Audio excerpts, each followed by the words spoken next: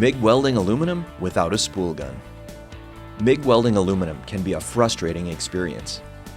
We recommend the use of a spool gun to make it go smoother. However, a spool gun is not always an option. Here are some tips for welding aluminum when a spool gun cannot be used. Shielding gas.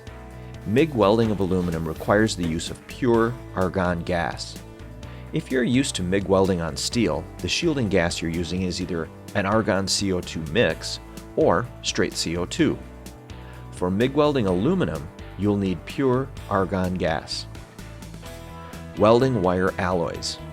There are two common aluminum alloys available for welding aluminum. The most popular is an alloy called 4043. This wire flows well and provides the best overall looking weld bead. However, this wire is softer and has a harder time feeding.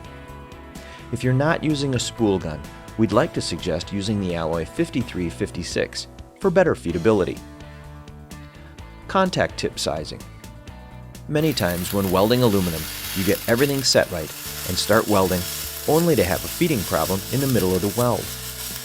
This can occur because the heat from the weld will make the aluminum wire expand slightly. As a result, it may get caught in the contact tip. A good technique to minimize this is to use one contact tip size larger. For example, if you're using an 030 wire, try using an 035 contact tip. Keep your gun straight. The shortest and smoothest route between 2 points is a straight line. Keep your gun straight to improve how smooth the aluminum wire feeds. Drive roll tension.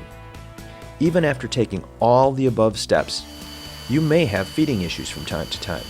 Most likely the issue will occur at or near the contact tip. However, the mess will occur in the feeder. This is called bird nesting. This mess can be minimized when properly adjusting the drive roll pressure so that the drive roll slips when feeding is blocked.